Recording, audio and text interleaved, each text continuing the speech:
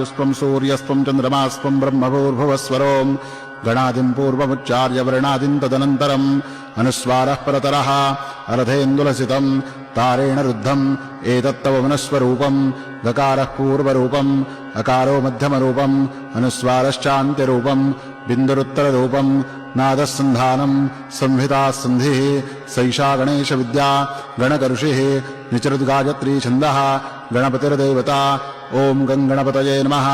एकदन्ताय विद्महे वक्रतुण्डाय धीमहि तन्नो दन्तिः प्रचोदयात्। एकदन्तं चतुर्हस्तं पाशमङ्कुशधारिणं रदं च वरदं हस्तैर्बिभ्राणं मूषकध्वजं रक्तं लम्बोदरं शूर्पकर्णकं रक्तवाससं रक्तगन्धानुरुक्ताङ्गं रक्तपुष्पैः सुपूजितं भक्तानुकम्पिनं देवं जगत्कारणमच्युतम् आविर्भूतं च सृष्ट्यादौ प्रकृतेः पुरुषात्परम् एवं ध्यायति यो नित्यं स योगी योगिनां वरः।